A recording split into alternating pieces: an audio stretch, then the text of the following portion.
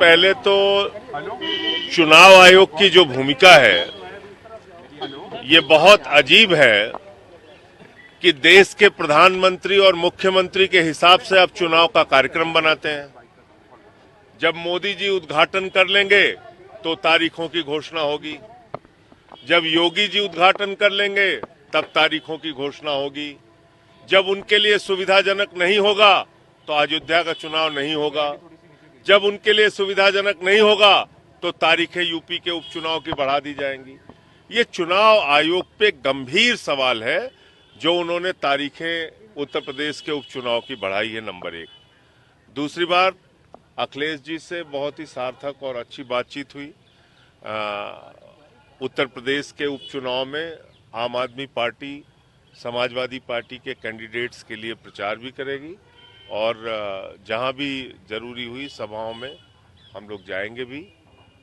हमारा मकसद है कि भारतीय जनता पार्टी जो देश में नफरत की, सांप्रदायिकता की राजनीति कर रही है, दंगे फसाद और झगड़े की राजनीति कर रही है, उनको इस उपचुनाव में भी पराजित किया जाए। कल गाजियाबाद में रैली है, आप वहां मौजूद रहेंगे क्या?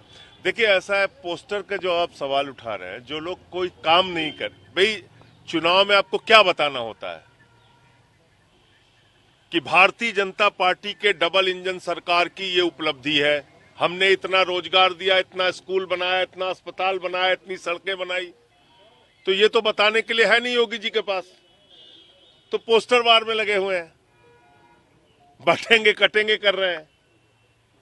आपने तो उत्तर प्रदेश को आज इस हालत में पहुंचा दिया है। थाने में मोहित पांडे की हत्या हुई, थाने में अमन गौतम की हत्या हुई, एक पूर्व फौजी को पीटा जा रहा है रायबरेली के अंदर, 27,000 सरकारी स्कूल आप बंद करने जा रहे हैं, 26,000 सरकारी स्कूल आप बंद कर चुके हैं, ओबीसी आरक्षण को आपने खा लिया, जिसके कारण से नौजवान वो धरने पर बैठा हुआ है, आंदोलन कर रहा है कि हमारा आरक्षण हमको दिया जाए। तो ये पार्टी देश के संविधान को, आरक्षण को, लोकतंत्र को खत्म करना चाहती है। बड़ी लड़ाई ये है और इससे ध्यान हटकाने के लिए जो आप पोस्टर की बात कर रहे हैं, ऐसे पोस्टर निकाले जाते हैं। ना इस देश का दलित, पिछड़ा, आदिवासी, अल्पसंख्यक इनके किसी भी नारे में फंसने वाला नहीं है।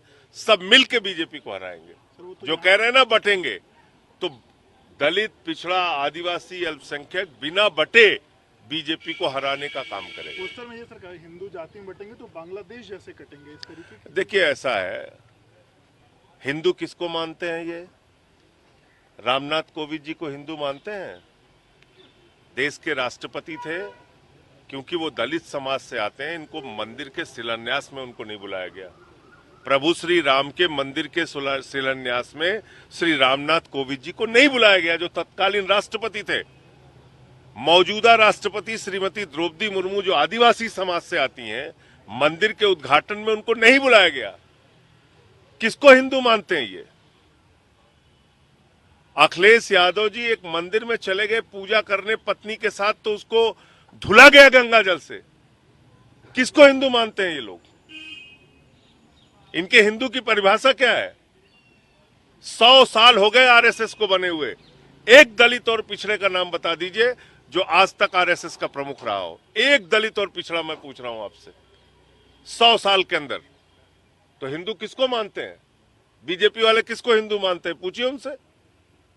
महाकुंभ अखिलेश जी से मुलाकात करी, सर क्या कुछ बात रही अखिलेश जी से जो मुलाकात की? उपचुनाव में हम लोग साथ देंगे, आम आदमी पार्टी समाजवादी पार्टी के साथ रहेगी। सर, चुनाव की तिथियों को लेकर जो अभी घोषणा हुई है, इसमें चुनाव आयोग की भूमिका बहुत सवालों के घेरे में है।